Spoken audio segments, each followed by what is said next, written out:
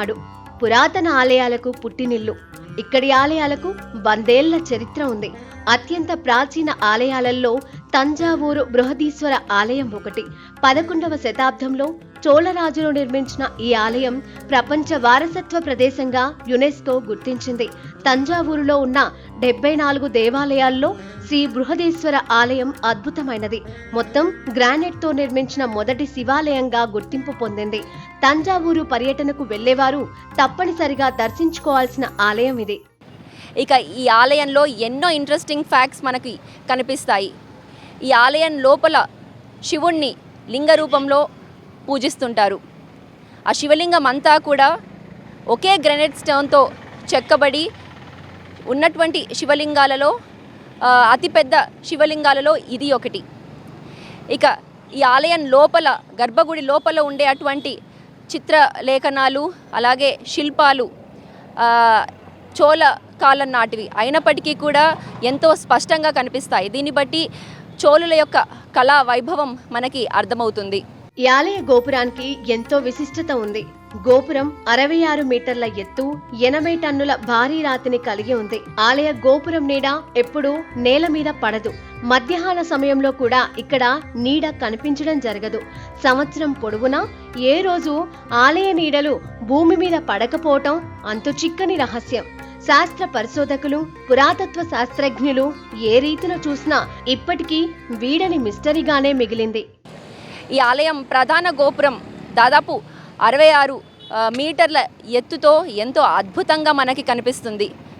ఆ గోపురం పైన ఉండే అటువంటి శిల్పాలు, కళా వైభవం ద్రవిడ కల్చర్ని మనకి తెలియజేస్తుంది. ఇక ఆ గోపురం పైన ఉండే అటువంటి కలశం దాదాపు 80 టన్నులు ఉంటుంది. ఆ 80 టన్నుల కలశాన్ని 66 మీటర్ల ఎత్తైనటువంటి గోపురం పైన ఎలా నిలిపారు అనేది అయితే ఆ కాలానికి సంబంధించినటువంటి అసాధారణ ఇంజనీరింగ్ అని చెప్పొచ్చు. ఈ ఆలయంలో భారతదేశంలోనే చాలా పెద్ద నంది విగ్రహం కూడా ఉంది. ఇది దక్షిణ భారతదేశంలోనే అతిపెద్ద ఏకశిలా నంది విగ్రహం. ఒకే గ్రానైట్ రాయిలో 6 మీటర్ల పొడవుతో 4 మీటర్ల ఎత్తుతో చెక్కబడింది. ఇక ఈ ఆలయంలో ప్రధాన దైవం శివుడు అయినప్పటికీ ఆలయంలో గోడలపై సర్వదేవతల విగ్రహాలు ఉంటాయి. దక్షిణామూర్తి, సూర్యుడు, చంద్రుని విగ్రహాలు పెద్దగా కనిపిస్తాయి. వీరితో పాటు అష్టదిక్పాలకులైన ఇంద్రుడు, అగ్ని, యముడు, నిరుతి, వరుణుడు, వాయువు, కుబేరుడు, ఈశానుడి విగ్రహాలను కూడా దర్శించుకోవచ్చు. ఈ ఆలయం ప్రవేశ ద్వారం వద్ద మనకి కనిపిస్తున్నటువంటి నంది అత్యంత పెద్ద నందులలో ఒకటి అని చెప్పొచ్చు. దాదాపు 6 మీటర్ల పొడవుతో 4 మీటర్ల వెడల్పుతో ఎంతో వైభవంగా ప్రవేశ ద్వారం వద్ద ఎంతో శోభాయమానంగా మనకి కనిపిస్తుంది. ఇక ఈ ఆలయం గోడలపైన అలాగే గోపురాలపైన గోడలపైన అలాగే మండపాలపైన మనకు కనిపిస్తున్నటువంటి శిల్పాలు ఎంతో అద్భుతంగా ఉంటాయి. నాట్య రూపాలలో ఉండే శిల్పాలన్నీ కూడా శివతత్వాన్ని అలాగే తమిళ సంస్కృతిని మనకి తెలియజేస్తుంది. వేల ఏళ్ల క్రితం నిర్మించిన ఈ ఆలయం ఇప్పటికీ కొత్తగానే కనిపిస్తుంది. దేశంలో అతిపెద్ద శివలింగం ఉన్న శివాలయం కూడా ఇదే. ఈ ఆలయ నిర్మాణానికి ఉక్కు, సిమెంట్ వినియోగించలేదు. మొత్తం గ్రానైట్ రాయితోనే నిర్మించారు.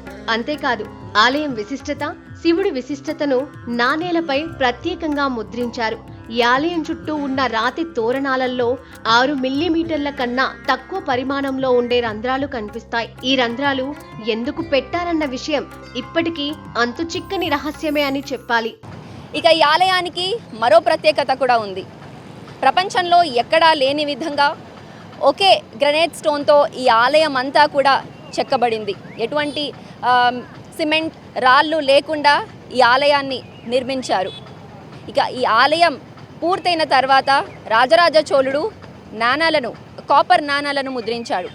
ఆ కాపర్ నాణాలపై ఈ ఆలయం అలాగే శివుని చరిత్ర కూడా ముద్రించారు.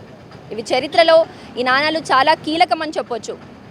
ఇక ఈ ఆలయంలో అనేక శాసనాలు కూడా బయటపడ్డాయి. తమిళంలో, సంస్కృతంలో ఉండే అటువంటి ఈ శాసనాలు అప్పటి నర్తకుల గురించి అలాగే టెంపుల్ నిర్వహణ గురించి అనేక విషయాలను మనకి తెలియజేస్తాయి. ఇక ఈ ఆలయం గోడలపైన అలాగే మండపం పైన ఉండే అటువంటి చిత్రలేఖనాలు అలాగే శిల్పాలు అప్పటి చోళరాజుల సామాజిక సాంస్కృతిక జీవన విధానాన్ని మనకి తెలియజేస్తాయి.